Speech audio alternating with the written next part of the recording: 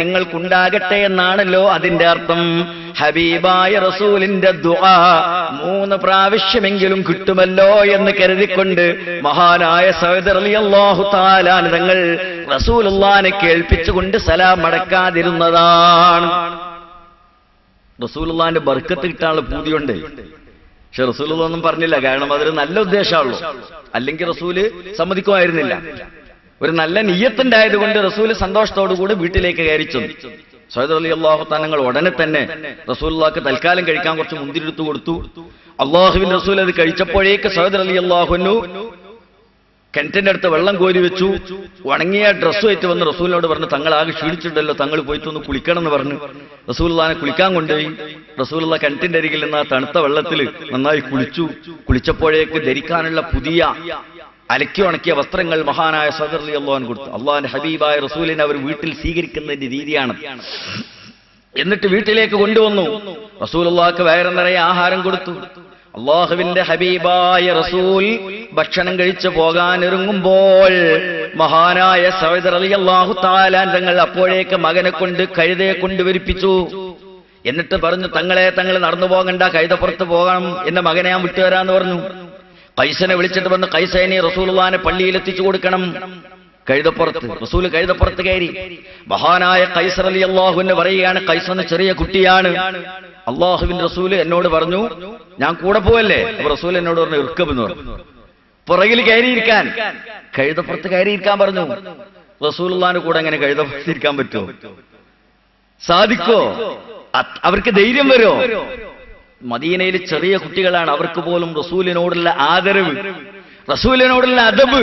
ഖൈസ് പറയാണ്, എനിക്ക് ധൈര്യം വന്നില്ല. പക്ഷെ റസൂല് സമ്മതിച്ചില്ല. റസൂല് പറഞ്ഞു, എന്റെ കൂടെ വരികയാണെങ്കിൽ കഴുതപ്പുറത്ത് കയറിയിരിക്കണം, ഇല്ലെങ്കിൽ പോരണ്ടെന്ന് പറഞ്ഞു. ഞാൻ മെല്ലെ മുങ്ങി അവിടുന്ന് എന്നാണ് മൂപ്പര് പറയുന്നത്. ഹദീസിലുള്ളത് ഞാൻ മെല്ലെ മുങ്ങി, അല്ലാതെ നിർവാഹമല്ല. കൂടെ പോയ എന്തായാലും കഴുതപ്പുറത്ത് കയറേണ്ടി വരും. റസൂലുള്ളാഹിന്റെ കൂടെ കഴുതപ്പുറത്ത് കയറി ഇങ്ങനെ ഇരുന്ന് മദീന തെരുവിലൂടെ നടക്കാൻ പറ്റുമോ എനിക്ക്? ഞാൻ വേഗം അവിടുന്ന് മുങ്ങിക്കളഞ്ഞു എന്ന് പറഞ്ഞു. പക്ഷെ വാപ്പ അറിഞ്ഞിട്ടില്ല ഞാൻ മുങ്ങിയത്. വാപ്പാന്റെ വിചാരം ഞാൻ റസൂലുള്ളാഹിനെ കൊണ്ടാക്കി കൊടുത്തിട്ടുണ്ട് എന്നാണ്. റസൂൽ പള്ളിയിലേക്ക് പോയി.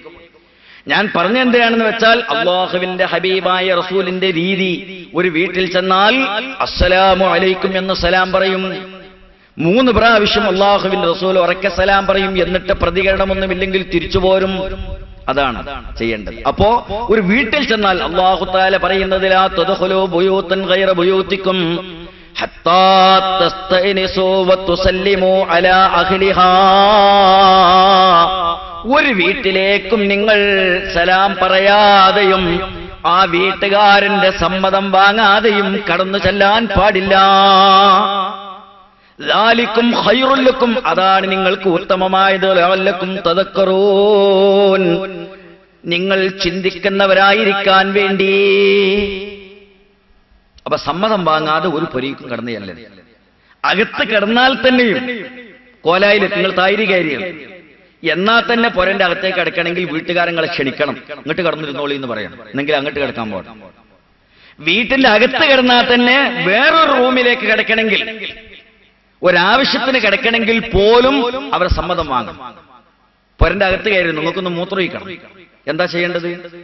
നിങ്ങളെങ്ങനെ എഴുന്നേറ്റ് പോയിട്ട് ബാത്റൂം അങ്ങ് തുറന്ന് കടന്നു പോകരുത്. വീട്ടുകാരനോട് പറയണം മൂത്രമൊഴിക്കണം, സൗകര്യം ഉണ്ടോ എന്ന് ചോദിക്കണം. അപ്പൊ അയാൾ കാണിച്ചു തരും. അതിഥിക്ക് മൂത്രമൊഴിക്കാനുള്ള ബാത്റൂമും സൗകര്യങ്ങളും ഉണ്ടെങ്കിൽ അയാൾ കാണിച്ചു തരും. ചിലപ്പോൾ അയാൾ ബെഡ്റൂമിന്റെ അകത്തായിരിക്കും ഉണ്ടാവുക. ബെഡ്റൂമിൽ ആരാളുള്ളത് നമ്മൾക്കറിയില്ലല്ലോ. നിങ്ങൾ മൂത്രമൊഴിക്കാനാണ് വെറുതെ ആരാണ്ട് ബെഡ്റൂമിലേക്ക് കയറി ചെന്നാൽ ചെയ്യാൻ പാടില്ല. വളരെ സൂക്ഷിക്കണം. നിങ്ങളുടേതല്ലാത്ത റൂമിലേക്ക് പോലും, നിങ്ങൾ വലിയൊരു വീട്ടിലാണ് താമസിക്കുന്നതെന്ന് സങ്കല്പിക്കുക. നിങ്ങളുണ്ട്, നിങ്ങൾ ജ്യേഷ്ഠണ്ട്, അനുജണ്ട്, എല്ലാവരും ഉണ്ട്. ഇവർക്കൊക്കെ ഓരോരുത്തർക്കും ഓരോ മുറി ഉണ്ടാവില്ലേ? ഒരാൾക്ക് മാളിയമ്മല് ഒരു മുറി ഉണ്ടാവും, വേറെ ജ്യേഷ്ഠന് വേറൊരു മുറി ഉണ്ടാവും, ഒക്കെ ഉണ്ടാവും. എന്നാൽ ജ്യേഷ്ഠൻ കിടക്കുന്ന മുറിയിലേക്ക് അല്ലെ അനുജൻ കിടക്കുന്ന മുറിയിലേക്ക് പോലും അവിടെ ആളുണ്ടോ എന്നൊക്കെ നോക്കിയിട്ടും ശ്രദ്ധിച്ചിട്ടല്ലാതെ കിടക്കാൻ പാടില്ല. ഹദീസിന്റെ കിതാബിലൊക്കെ കാണും, അല്ലാഹുവിന്റെ ഹബീബായ റസൂൽ പറഞ്ഞിട്ടുണ്ട്, നിങ്ങൾ അങ്ങനെ റൂമുകളിലേക്ക് കിടക്കുമ്പോ തൊണ്ടനക്കിയിട്ടോ അല്ലെങ്കിൽ വേറെന്തെങ്കിലും സംസാരിച്ചിട്ടോ ഉറക്കെ നടന്നിട്ടോ ശബ്ദം ഉണ്ടാക്കണം. അറിയില്ലല്ലോ പറയാൻ റൂമിൽ ആരാണുള്ളത്. ചിലപ്പോൾ സ്ത്രീകളായിരിക്കും ഉണ്ടാവുക. അവർ ശരിക്കും ഔറത്തമർത്ത അവസ്ഥയിലേക്കോളുന്നില്ല. അവനവന്റെ ബെഡ്റൂമിലല്ലേ, ചിലപ്പോൾ തട്ടുണ്ടാവില്ല. ആ ഒരു അവസ്ഥയിൽ നിങ്ങൾ വെറുതെ അങ്ങ് വാതിൽ തുറന്നാണ്ട് കയറി ചെന്നാൽ അത് അവർക്ക് വലിയ വിഷമുണ്ടാക്കി തീർക്കൂലേ? നിങ്ങൾക്കും അത് ബുദ്ധിമുട്ടാവില്ലേ? നിങ്ങളെ ചിലപ്പോ ഒരു ഹറാമിൽ നിങ്ങളുടെ കണ്ണു ചെന്ന് വീഴാൻ കാരണമാവില്ലേ? ഇങ്ങനെ 100 പ്രശ്നങ്ങളുണ്ട് ഇതിൽ വരാൻ. അതുകൊണ്ട് വളരെ സൂക്ഷിച്ചിട്ടേ ഒരു വീട്ടിലേക്ക് കിടക്കാൻ പാടുള്ളൂ. സ്വന്തം വീട്ടിലാണെങ്കിൽ പോലും, ആ വീട്ടിൽ പലരും താമസിക്കുന്നതാണെങ്കിൽ വ്യത്യസ്തരായ ആളുകളുടെ ബെഡ്റൂമിലേക്ക് പോലും സൂക്ഷിച്ചിട്ടേ കിടക്കാൻ പാടുള്ളൂ. അന്യ ആളുകളുള്ള പുരുഷന്മാരുള്ള വീടുകളിലേക്ക് കടന്നു ചെല്ലുന്നതിനെ കുറിച്ച് അള്ളാഹുവിന്റെ ഹബീബായ റസൂൽ സ്ത്രീകളെ കർക്കശമായിട്ട് താക്കീത് നൽകിയപ്പോൾ സഹാബികൾ ചോദിച്ചു, അള്ളാഹുവിന്റെ റസൂലേ, ഹമിനെ കുറിച്ച് തങ്ങളുടെ അഭിപ്രായം എന്താണ്?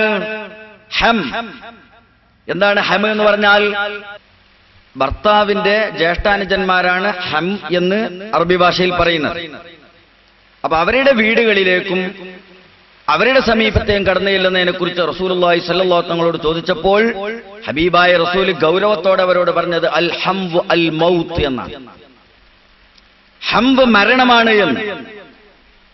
അതായത് മറ്റുള്ള ആളുകളുടെ അരികിലേക്ക്, അവരുടെ റൂമിലേക്ക് സമ്മതം ചോദിക്കാതെ ചെല്ലുന്നതിനേക്കാൾ ഗൗരവമുള്ള കാര്യമാണ് സ്വന്തം ഭർത്താവിന്റെ ജ്യേഷ്ഠാനുജന്മാരോ അല്ലെങ്കിൽ എളാപ്പാന്റെ മക്കളോ മൂത്താപ്പാന്റെ മക്കളോ അമ്മാവന്റെ മക്കളോ ആരായിരുന്നാലും ശരി, അവരുടെ റൂമുകളിലേക്കും വീടുകളിലേക്കും കടന്നു ചെല്ലുന്നത് എന്ന്. കാരണം പൈശാചികമായ തെറ്റുകളും കുറ്റങ്ങളും വർദ്ധിക്കാനുള്ള സാധ്യത അവിടെ കൂടുതലാണെന്നും അത് നിങ്ങൾക്ക് ഭയാനകമായ നാശത്തിന് കാരണമായി തീരുന്നു. അപ്പൊ അള്ളാഹുവിനെ ഭയപ്പെടുന്ന മുഅ്മിനീങ്ങളായ ആളുകൾ എത്രമാത്രം സൂക്ഷിക്കണമെന്നാണ് അള്ളാഹു തആല ഈ ആയത്തുകളിലൂടെ നമ്മളോട് പറയുന്നത്. പല നാശങ്ങളും ഉണ്ടാകുന്നത്, പല ഫിത്നകളും ഉണ്ടാകുന്നത് സ്വതന്ത്രമായി വീടുകളിലേക്ക് കടന്നു വരാൻ ആളുകൾക്ക് അവസരം കൊടുക്കുന്നത് കൊണ്ടാണ്. ഇനി നിങ്ങളൊരു വീട്ടിൽ ചെന്നു, വീട്ടിൽ സ്ത്രീ മാത്രമേ ഉള്ളൂ, അവള് സമ്മതം തന്നാൽ പോലും അകത്തേക്ക് കയറാൻ പാടില്ല. പൊരി ചെന്ന് വാതിലിന് മുട്ടിയാലേ ബെല്ലടിച്ചു. ചിലപ്പോ ഏതെങ്കിലും വീട്ടുകാർ ഉണ്ടാവില്ല, ഉടമസ്ഥര് ഗൾഫിലോ എവിടെയെങ്കിലൊക്കെ ആയിരിക്കും, പരിയിൽ പെണ്ണുങ്ങൾ മാത്രമേ ഉണ്ടാവുള്ളൂ. സമ്മതം ചോദിച്ചു കണ്ട് കയറാനല്ലേ ഒന്നാൾ മൂലയുടെ വയല് പറഞ്ഞെന്ന് വിചാരിച്ച് കയറി ഇരുന്നോളി എന്ന് പറഞ്ഞു വിചാരിച്ച് ഒരു പെണ്ണൊറ്റക്കുള്ള വീടിന്റെ അകത്തേക്ക് നിങ്ങൾ കയറി ചെല്ലരുത്. കാരണം മഹാനായ റസൂലുള്ളാഹി സ്വല്ലല്ലാഹു അലൈഹി വസല്ലം തങ്ങൾ പറഞ്ഞിട്ടുണ്ട്, അന്യരായ ഒരു സ്ത്രീയും പുരുഷനും ഒരു സ്ഥലത്ത് ഒരുമിച്ച് കൂടുകയില്ല, ഇല്ലാ കാന സാലിസുഹുമ ശൈത്താൻ, മൂന്നാമതായി അവർക്കിടയിൽ പിശാച് ഉണ്ടായിട്ടല്ലാതെ എന്ന് മഹാനായ റസൂലുള്ളാഹി സ്വല്ലല്ലാഹു അലൈഹി വസല്ലം തങ്ങൾ പറഞ്ഞിട്ടുണ്ട്. അപ്പൊ സ്വാഭാവികമായിട്ടും അവിടെ പിശാച് ഇടപെടുക തന്നെ ചെയ്യും, നിങ്ങളെ വലിയ നാശത്തിൽ അത് കൊണ്ടു ചെന്ന് ചാടിക്കുകയും ചെയ്യും. അതിനാൽ അപരിചിതമായ വീടുകളിൽ നിങ്ങൾ ചെന്നാൽ സമ്മതം ലഭിച്ചാൽ പോലും വളരെ സൂക്ഷിച്ചിട്ടേ അകത്തേക്ക് കയറി ചെല്ലാവൂ എന്ന് ഇതിൽ നിന്ന് നിങ്ങൾ മനസ്സിലാക്കണം. അപ്പൊ അല്ലാഹു തആല നമ്മോട് പറയുന്നത് ദാലിക്കും ഖൈറുൽ ലക്കും, ഇതൊക്കെയാണ് നിങ്ങൾക്ക് ഉത്തമം. നിങ്ങൾ ചിന്താശീലരാണെങ്കിൽ, കാര്യബോധമുള്ളവരാണെങ്കിൽ, ഭാവിയെക്കുറിച്ച് നിങ്ങൾക്ക് ബോധമുണ്ടെങ്കിൽ നിങ്ങൾ ഈ അദബുകളും മര്യാദകളൊക്കെ പാലിച്ചിരിക്കണം എന്നാണ് അല്ലാഹു സുബ്ഹാനഹു വ തആല പറയുന്നത്. യാ അയ്യുഹല്ലദീന ആമനൂ ലാ തദ്ഖുലൂ ബുയൂതൻ ഗൈറ ബുയൂതികും ഹത്താ തസ്തഅനിസൂ വ തുസല്ലിമൂ അലാ അഹ്ലിഹാ. ഈ ആയത്ത് ശരിക്കും നിങ്ങൾ കാണാതെ പഠിച്ച് മനസ്സിലാക്കി വെക്കേണ്ടതാണ്. എപ്പോഴും ഇത് ആവശ്യമുള്ളതാണ്. ലാ തദ്ഖുലൂ ബുയൂതൻ ഗൈറ ബുയൂതികും, നിങ്ങളുടേതല്ലാത്ത വീടുകളിലേക്ക് നിങ്ങൾ കടന്നു ചെല്ലരുത്.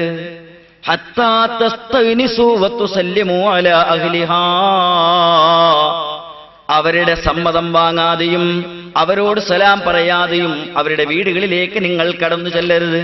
ദാലികും ഖൈറുൽ ലക്കും ലഅല്ലക്കും തദക്കറൂൻ, അതാണ് നിങ്ങൾക്ക് ഉത്തമമായത്, നിങ്ങൾ ചിന്താശീലരായേക്കാം. ഫഇൻ ലം തജിദൂ ഫീഹാ അഹദൻ ഫലാ തദ്ഖുലൂഹാ ഹത്താ യുഅ്ദന ലക്കും വഇൻ ഖീല ലക്കും ഇർജിഊ ഫർജിഊ ഹുവ അസ്കാ ലക്കും വല്ലാഹു ബിമാ തഅമലൂന അലീം. ഫഇൻ ലം തജിദൂ ഫീഹാ അഹദാ, നിങ്ങൾ ആ വീട്ടിൽ ചെന്ന് സമ്മതം ചോദിക്കുകയും സലാം ചൊല്ലുകയും ചെയ്തിട്ട് ഒരു പ്രതികരണവുമില്ല, ആ വീട്ടിൽ നിങ്ങൾ ആരെയും കണ്ടില്ല എങ്കിൽ ഫലാ തദ്ഖുലൂഹാ ഹത്താ യുഅ്ദന ലക്കും, അതിന്റെ ഉടമസ്ഥൻ വന്ന് നിങ്ങൾക്ക് സമ്മതം തരുന്നത് വരെ നിങ്ങൾ അവിടെ പ്രവേശിക്കാൻ പാടില്ല. ഏതായാലും അവൻ വെറ്റെന്ന് കരുതിയിട്ട് വാതിലൊക്കെ തുറന്നകത്ത് കയറി കട്ടിൽമേൽ കയറി കണ്ട് ഇരിക്കരുത്. നിങ്ങൾ ചെല്ലുമ്പോൾ വീട്ടിൽ ആളില്ലെങ്കിൽ പുറത്തു നിന്നാ മതി. അതിന്റെ ഉടമസ്ഥൻ വന്ന് നിങ്ങൾക്ക് സമ്മതം തരുന്നത് വരെ നിങ്ങൾ അങ്ങോട്ട് പ്രവേശിക്കാൻ പാടില്ല. വഇൻ ഖീല ലക്കും ഇർജിഉ, ഇനി സമ്മതം ചോദിച്ച സമയത്ത് വീട്ടിനകത്ത് നിന്ന് അകത്തുള്ള ആളുകൾ നിങ്ങൾ പിന്നെ